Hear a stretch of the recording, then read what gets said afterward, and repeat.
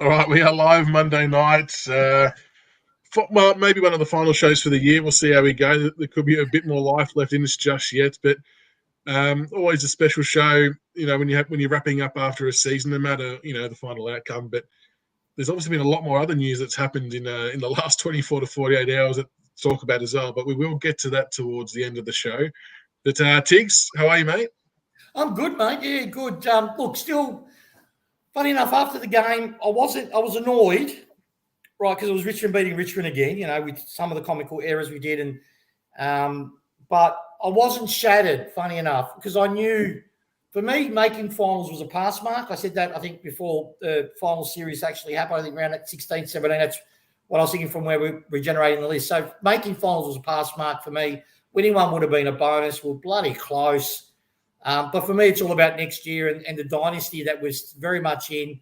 And, hey, we've won 3 flags in, 6 years? Winning 4 in 7 is not too bad of a sounding thing, Not I reckon. Yeah, just quietly. Very good. And Jared, how are you going, mate? Very good, thank you. Very good. Just thought I'd get my my background up for the rest of the season because let's face it, Jared will be up. He'll be up and about for the Geelong show. So no, we're fine. We're fine. But I'm more curious about the gentleman in the bottom corner there and his fantastic photoshopping there. Yeah, the bottom right. How are you, Tiggs? It's happening version 2.0.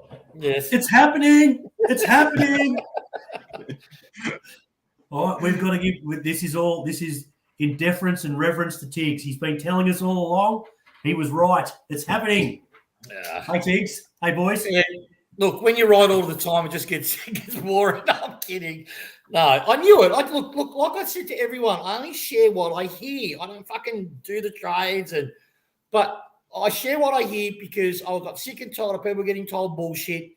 And I just go, well, I know where I'm getting it from is honest, and I'm a Tiger, and I'll give my mail to Tigers that love the club as much as I do. And that's why I do it. That's why, don't ever, if I say a name, it doesn't come out, I wear it. But at the end of the day, it is far and few between that I get it wrong. And that's not an arrogant statement. It's just I only bring a name when I've checked it. And I'm fortunate that I have the network where I can check my mail. And I go early, guys. I was talking about one of the posters on Big Footy even mentioned he was bored and rewatched a few of our shows from last year, and I actually mentioned Hopper, Tarranto, or Green that were going because I knew I had, and it was on the show. So I'll go early because I trust where I get the source from, and that's how you can separate, I reckon, the people that are honest or the bottom feeders like Tom Brown and stuff that only mention shit like this when it's basically open knowledge, right? So, yeah. Well, we'll definitely talk about it a bit later.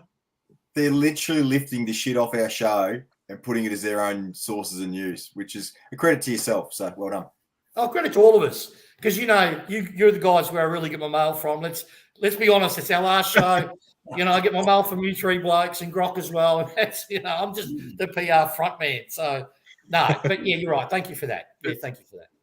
And we'll, I've got 2 phones. I'm actually Tony Sheehan. No, we'll definitely loop back around onto that stuff a bit later on to give it the proper love it deserves. I know people do want to hear about it. Grock, I get freaked out by Waitley in the background. Grock will be joining us potentially shortly as well, so we'll loop him in once he gets in here as well. Oh, it's a good call, Darren. Good call, Darren. Michael, get the work, son. Jeez. We'll get our team to contact his team, and we'll see what we can have. I feel like Jack Rewalt taking a pay cut, right? That's been me for the past 3 years. This is probably what I find funny too. I know I said we'll get to it shortly, but you see all the supporters acting surprised that this is all coming up now. All the Richmond supporters, like, oh, if you tune into the show, you would already know this kind of stuff. But pretty good like that. And it'd be good if you guys can share the show. Wombat in combat, fantastic. If you haven't seen the news that's just popped up, breaking everywhere. That's show based to sell a big story. Now, for the kids out there, it was just whiz fizz, okay? Yeah. It was anti-inflames, apparently. Yeah, anti-inflames. But seriously, look, just on what Michael said, if you guys can start spreading, I don't do Facebook, past my generation to do it. Just talk about the show, get the show out there. not just for for us four or us five, but just for the show itself. It promotes. We want to grow the community on the Richmond board. So yeah, if you can, if you like, follow, subscribe. We'll get the show going. I'll set a challenge. So on YouTube, we're on 595 subscribers as it sits right now. Let's try and hit 600 by the time we wrap up this show in about an hour. So if you're on YouTube and you haven't subscribed, hit that subscribe button. I hate people who say that, but I have to say it. Twitter, I want to thank all our Twitter fans as well. We've passed 2,500 followers as well. Always love the banter and the involvement on Twitter. And Facebook, I think we're at 1,700 followers. So across the major platforms, we've got a pretty good presence. And we love the interaction with everyone, and we'll obviously keep doing so. And there might be the odd show pop up, every now and then from now till the rest of the year. But that's all going well. We appreciate any love and support. Joe B, I just want to say, Joe B's commenting on Dan Ricardo. McLaren, I don't know what's a bigger piece of shit organisation right now, the Essendon Football Club or McLaren for how they've treated the Honey Badger. Not happy, Jan, at all about that scenario. He got shafted. Yeah. Magpie 71 must be upset. 2 losses in 1 week. Well, no, look, part of me is, but other part is I'm still in the fight. So, no, and someone mentioned about the top. I got it from my kids for Father's Day, and plus a nice jacket on top of that as well. But Octavia, nice polo Tiggs. Did you get it an end of year financial year discount? I don't know if you caught my trick, but I was wearing all the Tiger gear after that's what I do after the loss. Fly the flag, and I had randoms come up to me and start talking footy. A couple were Carlton supporters, which is funny. But then I had this random old bird, like from behind me after I'm talking to these couple of guys, came up behind me and just went, "Go Catters," like this. Melcats. Go Catters, like that, right in my ear. I thought she grabbed my ass. And I was with my wife, and I've turned around and I go, "Did you hear that?" She goes, "Yeah." And I said, "Oh, love, were you that chirpy in 2020? I just got to ask." And she was doing fuck you. She went. So, yeah. Just grab the blood. Just a quick shout out to our YouTubers. We're already up to 610. So everyone who's jumped on board, thank you very much for thank you, people. G'day, Richard Grateful. How are you, champ? Appreciated. So no, we love the support. All right, we'll do the shit stuff first. We have to talk about the final. Look, I was saying before we started that it probably feels a bit better that it was on a Thursday because you kind of have time to process it. You see, and look, to be fair, the whole round was actually quite a pretty good round of football, if I'm being honest. But we'll touch on the game just quickly and sort of sum up the season before we get stuck into some trade stuff. But Brisbane 16-10, 106 defeated Richmond 16-8, 104 by 2 points. There was a little bit of heartbreak. I don't know what everyone else was feeling, but at halftime, I think I said to Lauren that this has a bad loss written all over it from some silly acts. And what it ended up being for me was that the 5 players not spoiling that ball over the line in the dying seconds. That to me is just criminal. But there's many other parts about the game that we could have done differently. I think I said a couple of times that it felt like we were about 5% away from fully training together all those bits of play and scoring very heavily against them, like we had done in previous weeks. Did you guys feel the same? CB, I'll start with you. To be honest, mate, I think that game just represented our year, didn't it? It was probably the perfect bookend to our season, the way we lost that game, because Brisbane didn't win it. We cost ourselves horrendously with I'm just going to say this to the Tom Lynch, because everyone wants to talk about the Tom Lynch stuff. I legit can't tell you if it's a goal or if it's a point. Just my honest opinion, I don't know. All I know is the umpire called it a goal, so therefore, to the letter of the AFL laws, not my opinion, it should have been a goal. But personally, I couldn't tell whether it's one way or the other. I mean, you see a little blurred blob in the top of your screen. It means nothing, right? But to me, more that defensive error, we'll call it. I reckon Alistair Clarkson next year should just have a 4 blokes contesting the one ball with no one on the goal line and just say to his defenders, doesn't matter what stage of the game is, just don't do this. That's the lesson there, right? So, bit of heartbreak in there, but the flip side is, as EJ and I have discussed big time, so happy that Damien Hardwick backed the young blokes in. And to me, I'm actually more on the glass half full thing for the fact that the way we finished off the year with the young blokes and where that sets us up moving forward with the long game. To be honest, I'm pretty darn happy with that side of it. So, yeah. We'll loop back around to the arc thing shortly, but we'll just keep going on with general thoughts on the game. EJ? Yeah. Look, I think that defensive error I shake my head. Look, in the first half, a couple of young kids, you could see they were a bit nervous. They did a couple of things that they'll learn from. Positives to take out of the game. Pickett was again sensational. And Tyler Sonsie, I said it before the game, I thought he'd play well. In a high-pressure game like that, he's just so calm, clear-headed, makes the right decisions, doesn't panic. Yep, Jack Ross was excellent again. So, yes, I'm disappointed. I think it was the best first round of finals as a collective group of 4 games that I can remember. Yep. So I'll just take the positives out of the game, positives out of the kids, positives out of Tiggs, Trey's news, and we look forward to next year.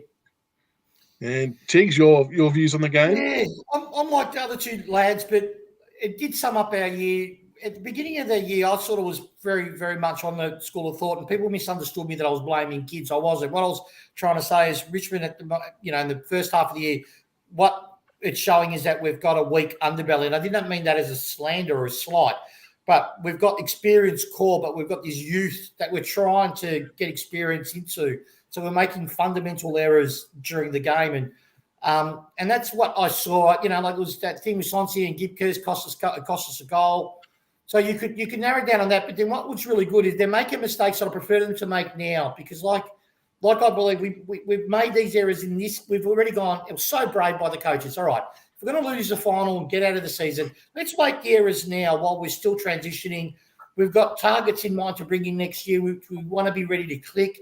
Gibkers won't, handball into the goal square, into the centre of our defensive 50 next time. No, he will handball forward or towards the wing. Those things you only learn during the pressure cooker. So, but the positives for me is how Gibkers responded at, the last quarter, a couple of crucial spoils, in him bow his head. Sonsie, first half, kept on fucking handballing it, where his asset is elite kicking. Obviously had a chat, lift your head, don't worry about mistakes, just play your natural game. And then on the third quarter, I felt he really clicked. He started kicking the ball, started hitting targets, giving us penetration. Ross, I was just wrapped with him. I was just wrapped that he kicked that goal. He played a good game again. He needs get more confidence in his game. But, there was just so many. Miller, when he went into the ruck, gave us a positive lift. Yeah, so, look, overall I'm happy because I know where we're going to. I can see, unlike Essendon or Carlton supporters who think they're going somewhere, I reckon if you're a logical Richmond person, you know where you're going. Yeah. You know the team has a clear pathway how we want to play, what personnel we need to get there, and when we get there, what we can achieve. It's grand finals and finals. So, yeah, I'm pretty happy. Well, Tiggs, what shows out is our game plan still stacks up. Oh, yeah. Our system's the best event. Not to quote David King, but our system is the best in the league, without doubt. How many teams could replace 22 players and still be in every single game, other than one game for the whole year, regardless of win or loss, but be into the last quarter in front in 19 games? A player that we need to mention who I think stood up extremely well, and I'm so wrapped he played, was Maurice Rioli. I know there's a lot of speculation he could be sub, but he had to play from the start, and the goal he got was excellent. The pressure he applied was excellent. I think all the young kids, I feel bad for Gibb because he did have a bit of a mare for bulk of the game, but he's only going to learn from it. And Baker as well probably had a bit of a shocker too. But I thought young Morris handled himself really well, and Sonsie as well, from what you guys said before. I know he made a couple of turnovers, but he just didn't look fazed by the occasion. That was probably the most important part of his game. Can I just say one thing too? The media, I've never seen a pursuit on a player like they're going at Dustin Martin currently. Yeah. And now they're trying to pin our loss on playing Dustin Martin. Let's just put a couple of facts out there. The guy was recovering from a massive kidney knock and had a disrupted pre-season. All right, so he never got a full run out in the off-season. They had to build him back up. after all that dramatic loss, weight loss, etc. Then he does 2 consecutive hamstring injuries, and he's out for 8 weeks. And he comes back in the first final, and they're trying to tag him with that bullshit now. Like, seriously. Yeah. The guy... He's doing. Well, I know. I agree with you, Steve. Well said. But based on that, though, just to play devil's advocate, should we have played him? I know Dusty's Dusty. Yes. Can I say why we should have played him? Because Maurice Rioli, I did not mean to leave him out because, we've got so many good kids, but I love about him. He gets better every game and it's great. But the reason I think Maurice Rioli had the game he had is because the defender that Dusty's drawn, right? So there's that layered effect that Dusty had 3 of. I don't understand. I don't want to get into the game. I don't want to. But the amount of free kicks we didn't get from Dusty alone getting manhandled, and stoppages, they weren't even looking at the ball. They were hugging the player, which you're not supposed to be allowed to do, but was just let it go, let it go, let it go. We had to play Dusty because Dusty's the type of player that if he didn't have this game experience, this is what I heard. This is what I heard from an ex-player that knows Dusty, so I'm allowed to share this. Dusty's really attuned to his body, but he's never done soft tissues before, never. And he's super cautious with his body. So he had to get confidence. The only way you get confidence in his body that it will hold up is if he goes through because it failed already for him. If it holds up, he needed that game because if he hadn't made it, he would have been, 30% better than he was. So, it was a risk we needed. All right, well, we'll take a look at some stats quickly. And these stats actually shocked me. This is just purely a disposal stat. But Nankervis topped our disposals with 26, then Pickett 23, Ross 23 with, I think, career high ranked game. Vlosten 21, Short 20. So I suppose when you sort of look at it overarching, you got Rioli was only on 17, Baker only had 16, Dusty 15, but, he obviously played bulk time up forward. Koch 14, Prestia 12, obviously got injured, and Bolton 10. So our prime midfield brigade didn't really get a lot of the ball, but yet we were still, in the hunt all night and we're on top for a lot of the night. So it sort of says we're probably picking up the slack in other areas, CB. I will say this. For those people who knock Jack Graham, I hope you just saw the value he brings to that midfield when he's not there. That's what I'll say. And everyone's talking about Lockie Neal getting off the chain and everything else. The running and what Jack Graham brings to that midfield, we saw how much we were missing him on Thursday night, and obviously Presty going there didn't help us either. But Jack Graham brings a lot. Understand that. And EJ, on the Lockie Neal side of things, I mean, the last time we played these guys, Lockie Neal wasn't damaging, right? I think that's fairly accepted. We didn't send someone to him, but this time he was smashing us. He was single-handedly keeping them alive, and he was dominating in clearances.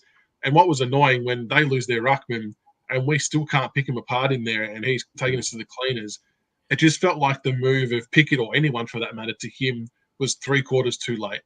Yeah. I think it's okay. He's going to get off the chain. Even if he does get off the chain, if we're not getting hurt too much on the scoreboard and we think we're in control of the game, that's fine. For me, the moment was when we lost Prestia, because that was our negating factor for us. I think Prestia had, as I said, I didn't do the stats this week because I just wanted to forget about it. But Prestia had a decent amount of contested possessions, and was leading us for clearances at the time. So although we weren't matching, we were sort of half negating. When we lose that, and there was stats there about Bolton being in for 20 centre bounces and not getting a clearance and stuff like this. When we lost Prestia, that's the time when, yes, we should have put a Pickett, a Short, or whatever, someone to him. And I know we don't tag, but... And what about the ruck department, Tiggs?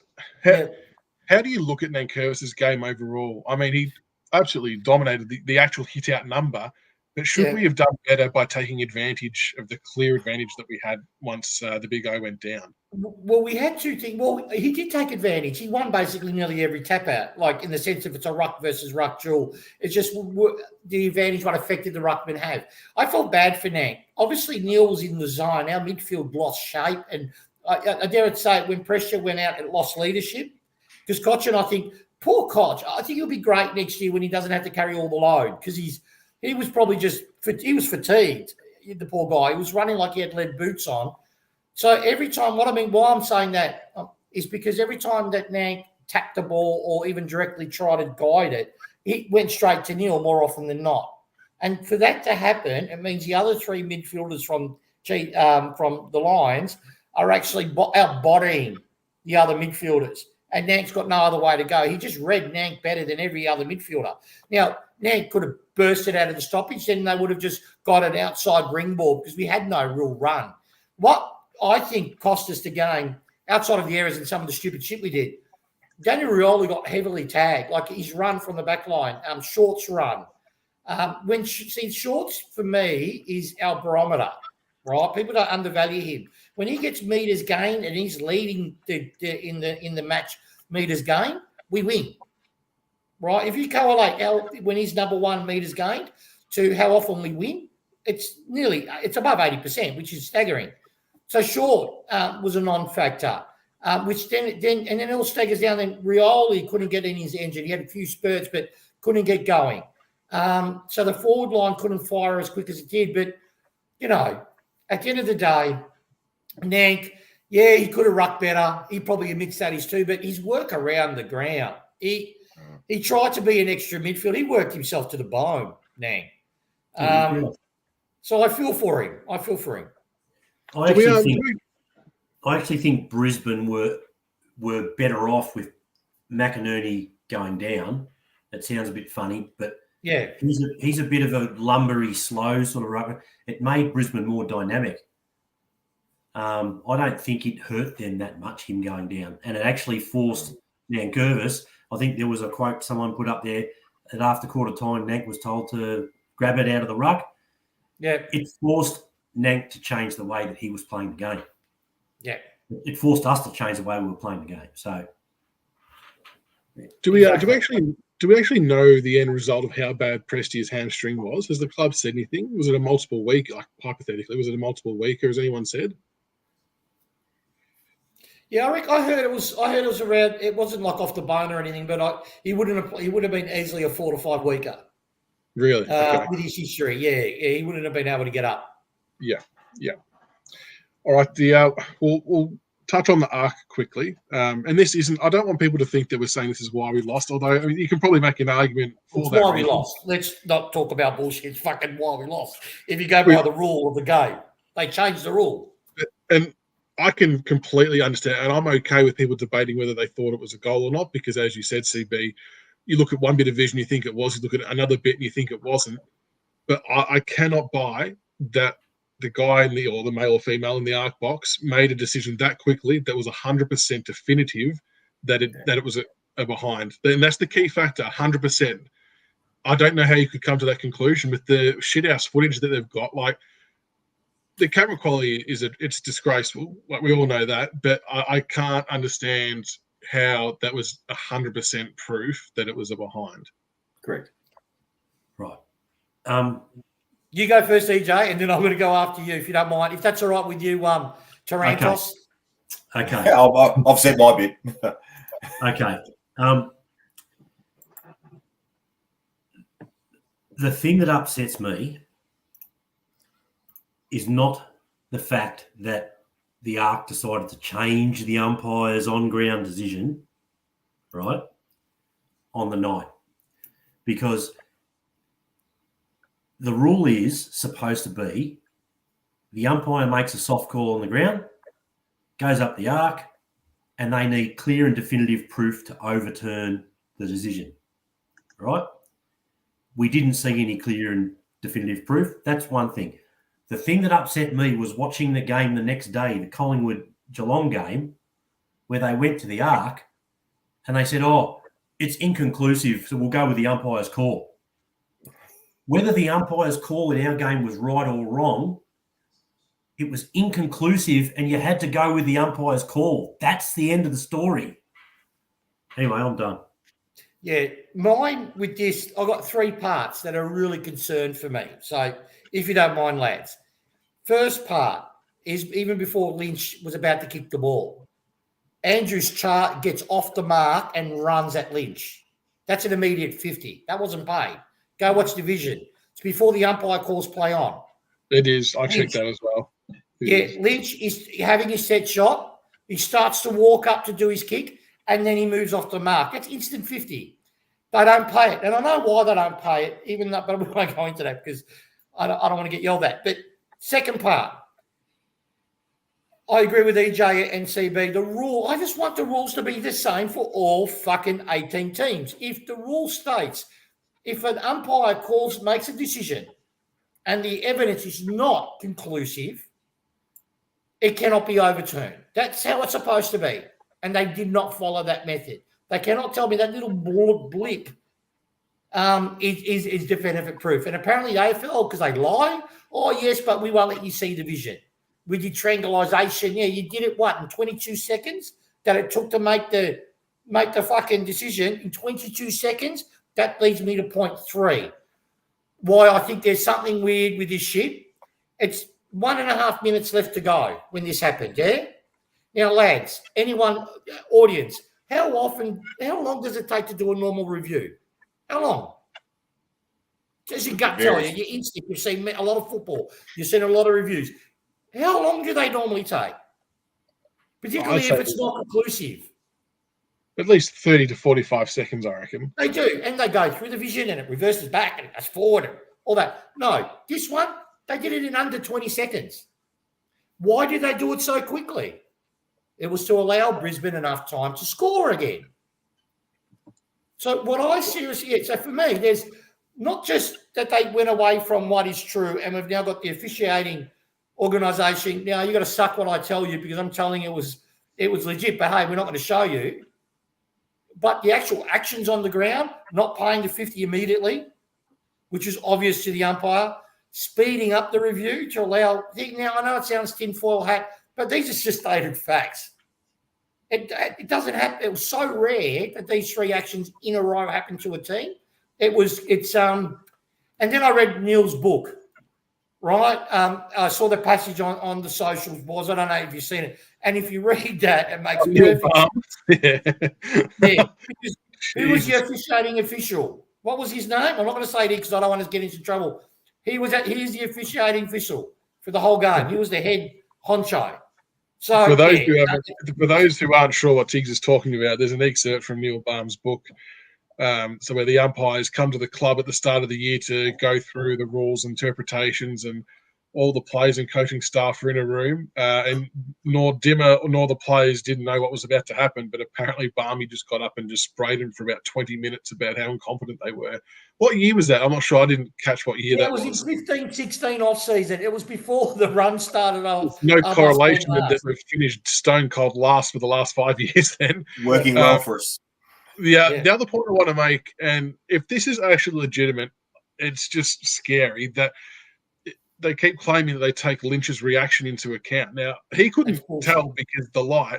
If you're going to take Lynch's reaction into account, what about Harris Andrews, who was like this, who had gone in? How do you pick one and not the other? I would like to think that's just Tom Brown being Tom Brown and not actually serious. But, yeah, look, end of the day, I don't want to say that cost us the game. I still think the 5 people not spoiling the ball hurt us more. And plenty of other things throughout the game too. Our errors cost us the game. We didn't lose to a better side. Let's just get that. We didn't lose. No disrespect to Brisbane. We didn't lose to a better side. Richmond beat Richmond. 100%, and that's been our thing all year. And I'm glad Kip Dimmer called out the arc because, to me, the whole program's fundamentally flawed. Where not every venue that's AFL used has the same setup. Some have got some technology, some have got other bits of technology, and to me, that's wrong. Like you look at cricket, soccer, rugby, all those tennis. You go to any stadium around the world globally, and they've all got the exact same technology used and readily available for every game that's played. And to me, if you're going to be doing something like that, it has to be the same across the entire board. If you want to host an AFL game, you must have X, Y, and Z. And yeah, it's going to cost a bit of money, but we can't have this half-assed stuff happening because everyone was always saying, weren't they, CB, that what happens if it costs someone a final or a grand final? And now you can argue that it maybe has, and who's to say it's not going to happen again in the near future? I just want to remind people that the AFL is a community sport. It's a non-for-profit organisation. They don't have shareholders. The fans are the stakeholders. So whatever the cost is to fix that shit up, they should do that. Because at the end of the day, right, they're meant to put money back into football. They're not meant to make a profit. They're not meant to do all these wonderful things, right? And we know what's happening with the next TV rights deal. They're going to sell our soul and Americanise it. And all of a sudden there's going to be games available, not available to the everyday punter. That will be Gil McLaughlin's legacy, part of it, this new U-Butte thing that he's negotiating. But just remember that. It is actually a non-for-profit sport. And it's being run like it's a business. Yeah, very good. All right. What about, just quickly, our season in total? If you guys were to give it and the listeners as well, if you were to give it a school grade marking, e.g., like your A+, A, B+, and so on, what would your overall mark be for this season just gone? CB? It's hard. It's hard. Results-wise, you'd probably give us a C+. But I think, for me personally, for the fact that Damien Hardwick got the last third of the season correct by playing the kids and shaping it for the season going forward, I'm going to give the overall season a B. B. Come on, Zoran. I asked for the letters, not 7 out of 10. No, that's all right. EJ? Yeah, B. Tiggs? Yeah, just to clarify, Oki, no, mate, I wasn't taking a shit. I was just dry throat. No, for me, I like CB. It's a brave year. We've coached. Coaching for me is not just about the season; it's about the season, the 2 seasons coming. That's how I sort of see it. You know, what you do this year is going to affect next year and the year after. I believe that's how I've sort of been schooled. So I give it an A for that reason. We've brought kids in. We've given them a taste. But what we did, we didn't blink. We kept to, all right, these are the kids we want. Let's run through the last 8 to 10 games with all that pressure to make finals. We coached well enough to get us into finals. So on that alone, I give it an A, but it's in the minus because we've got to fix the hamstring injuries, the soft tissue injuries, things that we never had in our we were known for our fitness levels, ability. Burge is gone, no? What? Burge is gone. I know he's gone, but I think it's a bit deeper than just Burge. I think we've used a program that was geared for younger players, and we didn't modify it as they age. Yeah. And I think that we should have picked that up before the season started. Oh, mine's probably might sound harsh. It's so convoluted. I'm saying a C+. I'm wrapped with the games we've gotten to the kids. I'm disappointed because I feel like we didn't learn as a team how to rectify the mistakes we made time and time again through bulk of the middle part of the year. I just thought that we were better at that side of things, with learning how to deal with the close games and getting those results over the line. But yeah, super excited about the experience into the young kids making finals and all of that. But I just think that we were our own worst enemy and could have done a hell of a lot better. All right. Before we look back around to the trade stuff and what it's all looking like for next year, just quickly, what was everyone's thoughts on the other finals games that played out? Did anything stand out to anyone? Do we want to talk about? Did Dangerfield play CB? Was he part of that game?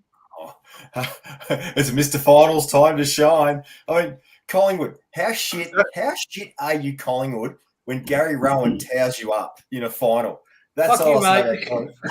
Like, yeah, settle down, Magpie 71. I know Gary Rowan ripped your heart out on Sorry, guys. I'm going to talk about the Pies. Let me get my other shirt. One sec.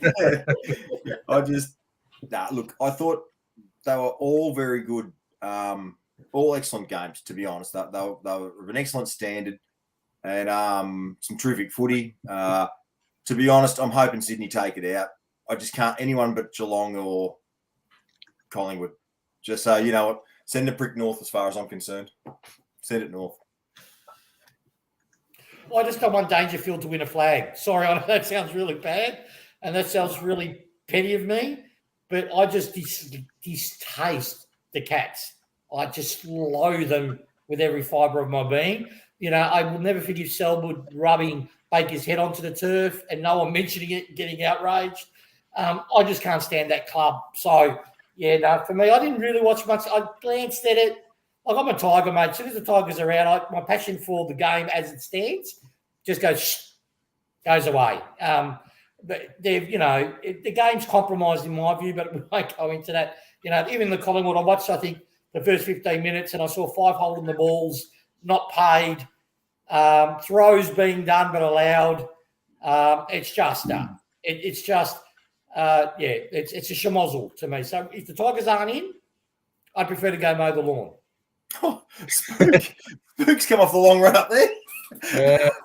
EJ, any thoughts? I'm a degenerate gambler, so I watch every game. I really enjoyed the games. I thought I did too, actually. The Fremantle game was fun because I thought it was over and the Dogs choked, and that was hilarious. But the other 2 games were just really good, high intensity, high pressure, low. Like the skill level was down because the pressure was so high and it was consistent, and I thought they were great games. When we finish talking about the finals and before we move into the list discussion and trade stuff, I do have one bugbear that I want to get off my chest. Go for it. And one proposal for the AFL. I'm here to help. Go. The floor is yours. I am not anti-rule changes. I like the 6-6-6 rule. I like the fact that we move back further off the mark on the kick-ins. I'm quite happy with that. I hate the stand rule.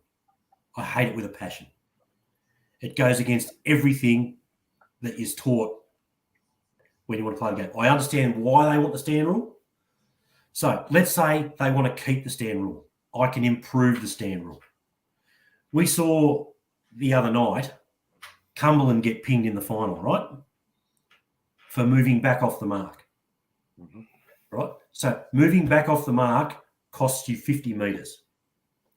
Now, there was 38,000 screaming Brisbane dickheads. The umpire was 30 or 40 metres away. We could hear it because of the ump mics.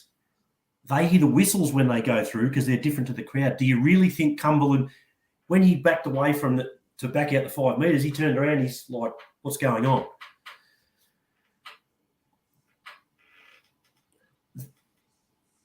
Going left or right is cutting off angles, and encroaching over the mark is against the spirit of the game. I'm happy for all of those to be penalised. But the whole idea with the stand rule is to let them more space so that we can move the ball faster and stuff like that. Backing away from the mark, even after the umpire's called stand, still gives the attacking team more room, correct? Correct. Right. Stand rule, Amendment 1. AFL, Gerard Whateley, who is an AFL mouthpiece, whoever, this is how it should go. Once the umpire has called stand, the player on the mark may not move forward, left, or right to impede play until the umpire calls play on.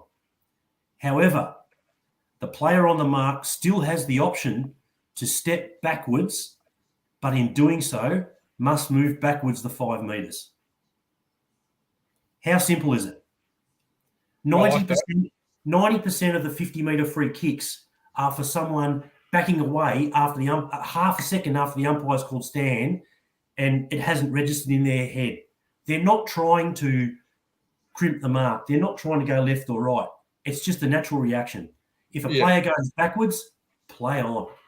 Agree. That's a really good call because all they're doing, they're actually giving that player more space. It's not actually impeding them at all. That's very logical. I'd fire the rule into the sun if I could. But if they're going to continue with it, if they make that tweak, I think most of the AFL public could live with it a lot more. Can I ask before we get into the trade stuff, what are your boys and audience's opinion of Truck possibly coming to the club? Bring him back. Yeah. Bring him back. I want him. Because I think that's flown under the radar a bit. Like for me, that's huge for us. If we can get Truck or a Cameron, someone with coaching experience into our fold to balance out that offensive side that we do, yeah, I'm super excited.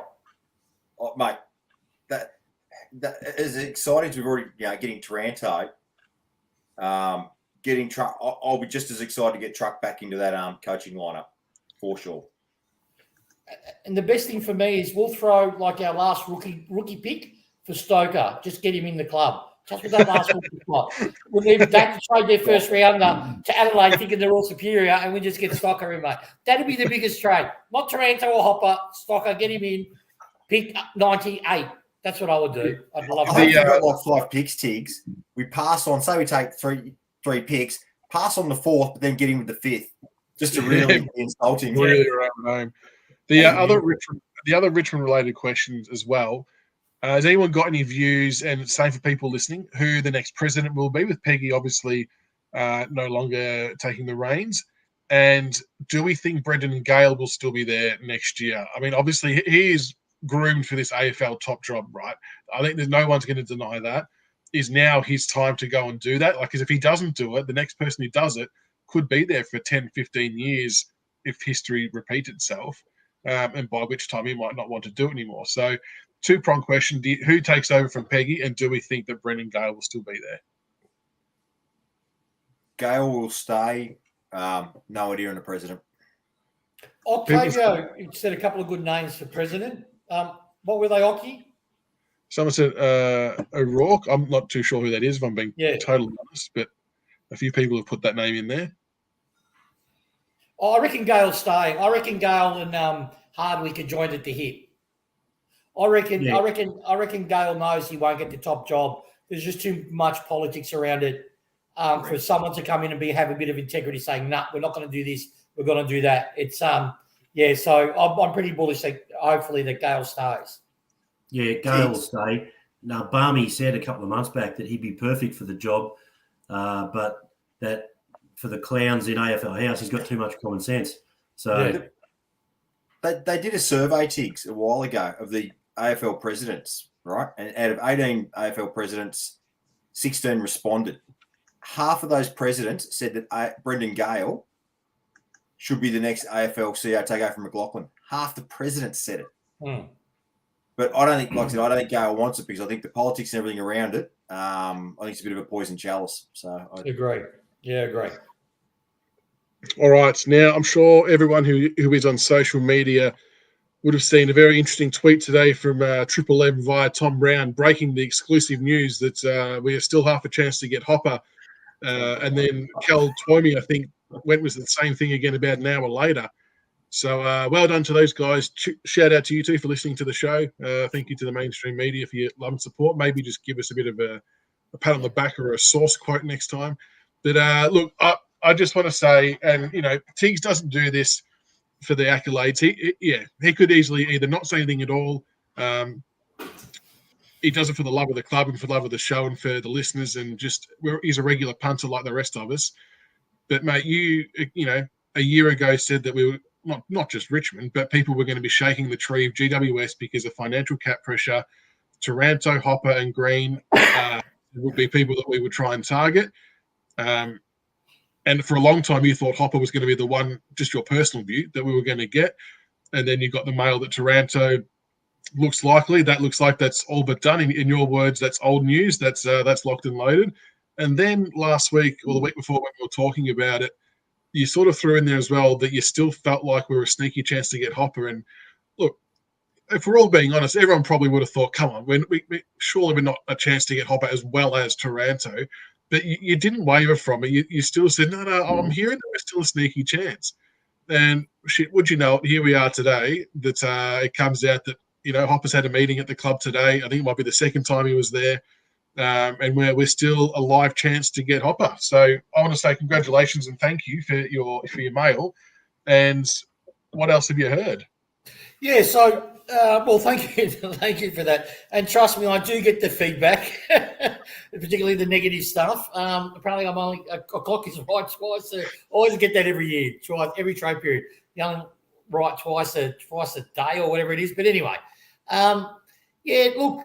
The reason I was so solid that we'll shake in that tree and we'll get either one of the three. Now, for me with Tarranto, the reason why I leant on Hopper is I didn't think we had the cap space. So I thought, Tarranto, it's going to be too good to be thing. Let's concentrate on something realistic. And that's what I do with my mail. I get the names. I get them unfiltered. And I've got three really good mates. But I've got one bloke, one of my mates, that doesn't associate with two of my mates that give me the mail. Now, this is the thing. Now, they watch. I'm gonna be complete up. They don't know that they all don't know that I get mail from each of them, and then I put it together, and then so they don't know one's telling me something, the other one's telling me because they're in the industry, right? So I fuck myself now. But anyway, but that's why it's so accurate, right? Because if two rivals are telling me the same thing, because they all know what the oppo's doing, right? So if two rivals are going, this is what we're feeling, because you've got to understand clubs whiteboard out, right? So they whiteboard out generally in a 3, 5, 3, 5, 7, and 10. That's what they do, right? In a progression. And then they put magnets on that. As players get better, they take them out. That's how it's been explained to me, right? So I get that's why I knew Shaky fucking 9 months before he even went on the media that he was going to leave Brisbane, right? Because player managers, talk. That's what they do for their clients. They'll go to multiple clubs and so anyway, enough of that shit. So, but I knew what was happening with the Tarranto stuff. I'm not Tarranto, with the Trelaw stuff. That's why I knew GWS were in a dark place way back in the Trelaw period. And my mail was 100% spot on. Even Caro verbatim wrote down everything I said in my post that, Grubby Allen did basically a backdoor job against us, right? And I knew exactly we had a heads of agreement with Trelaw, and it all backflipped and went to shit because they overpaid for him. And what ends up happening, they end up having to pay another Western Bulldogs to keep him playing. But that told me that GWS back then, because they get so many top 10 picks, as soon as they go out of contract, they have to pay the go-home factor. And that's what the poor club's going through. That's why Kingsley's wants to completely reset their list, in the sense that to break the pyramid. If he's going to take it, the club's allowed him to do this. All right, we've got to shed talent. Let's do it. So we've got an equalised salary cap. So next draft, the draft after, we're not going to worry about trying to keep them all. We're just going to – we won't get 5 top 10 picks now. So we don't have to worry that we have to keep 4 of them. So, so he's trying to break the cycle and he's been given permission to do so. Taranto's done. I know this is really, really – well, we'll put it this way. Everyone thinks it's done, right? But, with Hopper, I was pretty firm on it because I know the work – these things happen 2 years out. They're never 3 months, 4 months, 5 months. That's why, look, no disrespect to some of the media people like Tom Brown and stuff. I don't respect them much because they don't go like a year out and say this is what's going to happen. It's very rare that they do it. They always get the easy stuff after it's been glossed about. But what I got told tonight, 100%, I reckon this is how it's going to play out. And it's why I've gone from 40% convinced we'll get them both, that now I'm dead set sitting at the 80%, right? And this is how it got explained to me, right? So everyone, you're strapped in. For the men in the audience, grab your tissue box and thing together because I'm going to make you happy. All right. We have all the cards here. And what I mean by that is you've got a competing club in Geelong, right? Now, Geelong is a good adversary, but they are because they have Costa. Right? They have Costa. This is open knowledge. I'm laughing at EJ's background change. Yeah. They have Costa, right? So Costa, come to the Mo on the Sea and I'll get you a couple of properties. That's 100% what happens. 100%. That's what happens. No one wants to go live in Mo on the Sea, but that's where they go, right? Good life. See the feces floating in the ocean, but hey, you got 15 properties, right? So that's what it is. But outside of that, this is what we have that GWS needs. The first bottom line is, you're making me lose my train of thought, CB. You shouldn't have got me because I would have just gone on. Let me make sure I get this right. I'm fucking going on a tangent. Okay, let's do this again. All right. So first of all, we've got the capital the GWS wants that the Geelong Football Club does not have. I've been allowed to share this. Hopper, Tarranto weren't the playing list at GWS weren't happy how Cameron went to the Cats, right? 100% can guarantee you that, right? The majority of them weren't happy how it was handled, right? With Richmond, we've got the picks that they need, right? We've got first year, second year, third year pick, whatever they need this year and next year. Geelong don't. It's a reality. So realistically, if we're a chance to get both, it's going to be our pick 12, North's pick 19, and probably our next year's first. I don't think so. This is how it's spelled out to me, right? Okay. This is how it's spelled out to me. Kingsley knows our playing list intimately. Knows it intimately. What I see is probably going to happen. He's going to identify the areas of his list, and a player's going to end up going to GWS. Right? This is more in relation to Hopper. See, at the end of the day, you have to trade for Hopper. Like you have to because he's in contract, right? So we have to trade for him. So the way I sort of see it is our first next year is definitely on the table. That's what I got told. First next year is definitely on the table. Our first this year is on the table. We want to hold on to 19, right? We want to hold on to 19. And I think we've got 30-something. What's the other pick? I don't know drafting, but we've got like a 38. Yeah, it's about 30. Yeah, 30. Yeah, it's about that. Yeah. So if we can work with 12 and 30 or 12 and next year's first and a player, we think we can make something happen. We've convinced Tarranto we'll be able to satisfy. This is the other thing too. Tarranto wants to come to us as well. The reason why it's come to us is not because we're paying 750. Fucking these figures these journos come out with. It's because we can do a deal. It's like pressure. We can do a fair deal for GWS, right? Hopper's the same feeling. He's not going to go there because he wants to come back to Victoria and fuck his old club. It's not going to happen, right? So, I don't know much about the intricacies of the draft and stuff, but yeah, we've targeted these two lads. We want these two boys, and if we get these two boys, then I reckon we're a big shot for Green when that finally eventuates when he comes out of contract. Is it a fair assumption that Kingsley has inadvertently played a part in this? Like, obviously, Tarranto would have, or both of them would have said, sorry, thanks, but no thanks. We do want to leave. And given how we've treated him and given him his opportunity to do what he has to do, I'm guessing it maybe is coming back a little bit our way now with him sort of saying, great club, couldn't be in better hands, go to the Tigers. Yeah, I know that as fact in the sense from when I say fact, I 100% believe it because I was told by someone that I don't doubt at all. But yeah, when Kingsley went there and did the fight, mate, he wanted to keep Tarranto. He wanted to keep him. Did everything he could to keep him. But when he knew the decision was made that he's lost him, he said to him, look, these are the choice of clubs that you've got. I've got to tell you from the Richmond's perspective, you cannot pick a better club.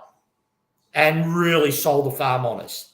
Great club, great culture, player first, da-da-da-da-da-da-da. Future's bright, da-da-da-da-da. If you're going to go to Victoria, you could not go wrong by choosing Richmond and working under hard weekend. They'll get the best out of you and yada, yada, yada. So, the camaraderie that we have, having Lambert, it's apparently is a bit of a pull too for, having another player that's in there and all that sort of stuff and the reputation he has in the community. We've got genuine people at our club. So that, he did a fair bit of work on that.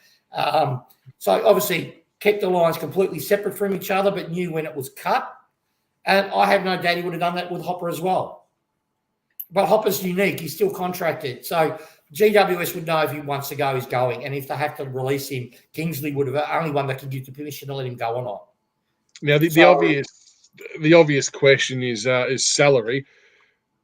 But I think it sounds like the Tarranto number is not going to be what was reported. No. Obviously, the cap goes up by 5% potentially this year. We've got the wages of Edwards, Lambert, Parker, Caddy, and whatever else may play out. And then I think they're going to have to play for a little bit less than what the open market would get them. But if they're buying our culture and what we're trying to do as a club, which is what we've kind of had to ask of our own players and external players, if you want to play for us, that kind of has to be on our terms, and you will get your reward down the track that if you show the loyalty. So I think that's kind of where it might be. To answer that, let's look at the past, right? Lynch, I know Collingwood supporters hate hearing this, but but he accepted less to come with us, right? I don't know who that dude is. That's Tony Sheen. Yeah. Two phones. Yeah, Lynch accepted less to come with us, right? We were clear with Tarranto, and I'm sure the same discussions happened with Hopper. We're not paying the go-home factor. But this is the thing where everyone's missing the point. If you sneakily go back to last year's, I said that TPP was going to go up, and I reckon it will, 5% this year. It's going to go up again. In the 7 years, I reckon in 7 years from now, go up by another 20, 25%. That's what clubs are being told. That's what it will end up getting up to. So, I don't no doubt it might be a longer term for the both boys. And the reason it will be is it'll allow us to not back end fully, but in the middle end, they'll get big, huge chunk of a pay. So overall that time they'll get what the figure that they want, but we don't have to pay that much for the next 2 or 3 years, right? Because we've got obviously, players that we need to keep. Once Dustin Martin's contract comes off the book, which I got told, now you're just hearing this from me, no one's going to back me up like normally, but I heard we front-loaded Dusty's contract last year.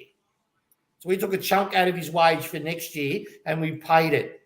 I'm sure he said last year or maybe this year we've paid it in advance, which clubs have the opportunity to do. So, I don't know the exact figures, but that's what I heard. So, yeah, I'm pretty bullish that we can fit him in. It's not going to stop our ability to reward those that are in the list now. I reckon the feeling I got the players know what our pathway is, what players we are attracting in. And it's a big sign for me that it's proven that Hopper's been at the club, been seen at the club. That only happens if Kingsley approved it, right? That only happens if Kingsley knows he was going to Richmond. So, he would have approved, allowed it to happen. So I reckon someone asked, what is my feeling? I'm getting close to 70%. Yeah, I'm pretty convinced that we probably can get them both boys, because I know all the media's just hyped on Geelong because of the easy choice. But I know the work from what I've heard. I was pretty adamant on Hopper for a while now. That work hasn't disappeared. So I reckon we've done an equal amount of work. It was just easy for the journos to go on Geelong because that's the safe bet. So, yeah. And people have to realise too that forget the silly numbers again being said in open air, trying to make us look like we're falling apart at the seams. But Cochin and Rewalt, if they go on, will be on considerably less. That's more space as well. Caddy wasn't on nothing. Edwards wasn't on nothing. We're not in a bad position. CB, you happy with this outcome with your man just sitting next to you over your shoulder? Mate, I'd just be happy if we land Tarranto and Truck Rutten in the off season. But honestly, it's really exciting. As Tiggs said, you got to remember Dusty's deal expires in 2 years, and I think is Lynch's deal expire in 2 years as well, Tiggs? Yes. Yeah. So there's over $2 million in cap freed up. So it'll be extended next year, Lynch. I wouldn't be surprised to hear that next year will be extended, Lynch. Yeah, but not on that money, surely. No. So it's still money that's available. So what excites me is because, as you know, we work 2 years in advance generally. Yeah. I'd love to know what 21, 22-year-old we're getting in the year of already now for down the line, because it's going to be really exciting times for Richmond people. Really exciting. And one thing too, before I throw the questions open to everyone, and I'll answer honestly as I can to any questions that come through. It's good, people say, oh, Michael, you must feel justification for your news. No. What I do feel proud is that I've been saying, how long have I been saying Dusty's not fucking going anywhere? How long, Michael, have I been saying? And it's got confirmed. And even from the coach's mouth tonight, he is fucking not going anywhere. He's brought in. Stop all this fantasy that he's not invested, because you fucking see Sam McClure or some other muppet saying he's not going anywhere, and thank God he's not, because he alone brings players to the club. You've got to realise this. got a generational player playing at Richmond. He'll be back to form next year, and then you watch how, it's just, he's not going. That made me happy that it finally got confirmed. That's a very good point there, Tiggs. Talk about the regeneration of the midfield. We get a fully fit Dustin Martin back in that midfield with Tarranto. On top of, he's talking, but the other one's also Sonzi to get more time in there as well. So it is such an exciting. The regeneration going through that midfield is unreal. The only, I don't want to say downside because that's not a fair word, but we've obviously seen the emergence of Sonzi. Ross has started playing well. Graham's going to have to come back in. Then if we hypothetically are adding Tarranto and Hopper, what does that mean for these younger kids that we have started to bring through? That's probably the big $1 million question. What got sold to me that had envy on my mate's voice, right? I had a bit of a laugh about it. He said, he's the one that said to me, he goes, you can tell you're grooming Graham to be another Lambert.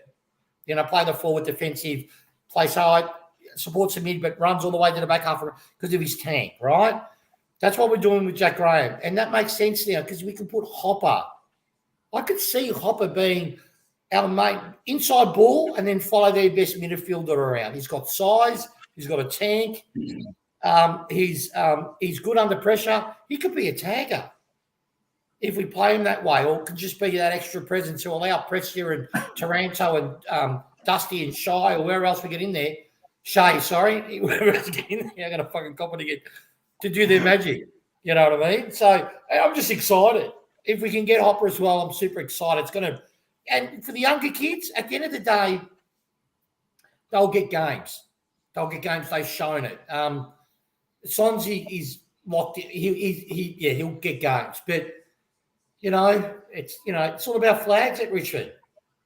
So for those who have just joined, we're obviously, which has been publicly reported, we're pretty much all sold on Tarranto is a lock bar anything unforeseen happening trade-wise, I imagine. And Tarranto and Hopper, Tiggs, edging closer towards 70% that he... Oh, I'm at 70% already, man. I'm trying to stop myself saying, I'm fucking 90%. But, 70%. Look, someone asked you about a forward, and I haven't let go on this. I just want to get it confirmed, Like one of my non-negotiables when I started this, don't just say the name, right? Get some weight behind it. So that's what I'm going to do. So allow me to do what I do. I'll let you guys know. 100% I will. But I just want to just blurt the name out. And it's, I'm pretty excited. It's not an A grade. It's a kid. Well, not a kid. 22, 23, 24, limited opportunities. But he's dominating in his where he's playing and has consistently. At the risk of blowing, and it's not Fogarty, is it? Because I know you mentioned him a little while ago. No, it's not Fogarty. But he's a lead up, hit up forward. It's lead forward. It's Taylor Walker. No, it's not. It's good old Tiggs, No, it's not yet. But it's in the I'm pretty excited by him. BJ's on footy wire now, looking at all the possible lead-up forwards that are young kids trying to work. I know. I just want to confirm it. That's why I'm not saying he's up north, south, west. No, that's okay. I just want to get it confirmed. You can do it how you do it. That's fine. What it goes to is what Tiggs said before, is needs-based, right? It doesn't have to be an A-grader. It's needs-based. We've got the power forward. We've got the hybrid forward in Cumberland. We've got the pressure forward in Rioli. So that hit up forward is the missing link. It doesn't have to be an A-grader. It can be a solid B-grade player. That's all you need. Play your role. Piece of the puzzle. Yep, play your role. Exactly right. Someone asked me, who do you think GWS might take in a trade? I've got a feeling Ryan. It's a kid we rate. He's coming on as a forward. He has the skill set. Big pardon? Soldo as well could be an option. No, I don't need people. This is the thing with GWS. They don't do their research. This is how they've got ruck depth. They're not playing a couple of them, but they've got actually good core ruck depth coming through. I don't actually think it's ruck. They want someone that can play. They're screaming for forwards, quality forwards, and they're screaming for backs. Right, that's what they're screaming for. Halfback flankers. Whitfield is not getting any younger. Halfback flankers and pace. That's what they need, speed. I I heard his name. I'm not saying it's lock. I'm not saying, yeah, it's definitely happened. But I just said he's the ideal type of target that I could see Kingsley will say, you know what, for Hopper, let's do a swap of picks. Well, give me that kid, and we might, we'll see what we can do. And that will trump anything that Geelong can offer. All right, very good. Well, there you go, folks. So let's see how it all plays out. But thank you again, Tiggs, for your mail and your work on that. It doesn't go unnoticed by us, and a lot of listeners really love and appreciate what you do. Make sure you tell your friends and tag people in the shows, because more often than not, you'll hear these names much earlier than you will if you wait for the mainstream media. And you put your balls on the line, putting these things out there really early, and it's appreciated. Yeah, Hugo might be one, guys. Yeah, he might. Again, we just got to be prepared that you don't get quality in and you keep all your good shit, right? So, if anything, do this as a public announcement for the club. Get prepared. We're so happy, but understand we're going to lose something. Yep. Right? So... Yeah, it doesn't. Yeah, that's right. You got to give up something. So, but in the club we trust, I guess, is the main thing. So, look, not sure if this will be the last show of the year or not. We might do another one come trade time, and there might be other things that pop up. Can I answer that, Jonathan? Because I asked the same thing to my mate that does a lot of the fitness work in the industry. No, they're actually not the same type. They've got traits that are the same, but Tarranto can go forward. Taranto's ideally for our system. He's not an ideal kick, but he's got penetration in his kicking, but he can gain meterage. He's a big boy. He's a deadly target forward. He plays forward. Hopper's more your pure. He's a tall pressure. Inside, clean with the ball, with his hands, grunts, can run all day, and he's got, so he's more of a pure inside. Now, Tarranto believes he can be that, which I reckon he can. He's got the size for it. But the one thing Tarranto can't do, can't is the wrong word. Hopper can actually defend a one-on-one contest. This is what surprised me. But statistically, if you look at Hopper, one-on-one in the back, if he's in the back-end defensive mid, he can defend a one-on-one contest and nullify his opponent really, really well. So he can play that lockdown role. Tarranto has not needed to do that. So that's why there's a bit of a – that's why they make a really great pair, I think. And it'll it's complement them both. I've heard Stack is gone. I heard that tonight. He'll be gone.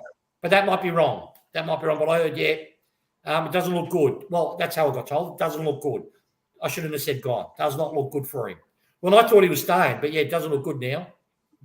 All right, we'll keep an eye on all that. But if those two come across, they'll be more than handy additions to our side. So I just want to do a few thank yous before we finish up. Sorry, can I think, because I've got last one you. This is Arts has been re-signed for 5 years, so there's good stuff. Starting inside mid. Taranto forget.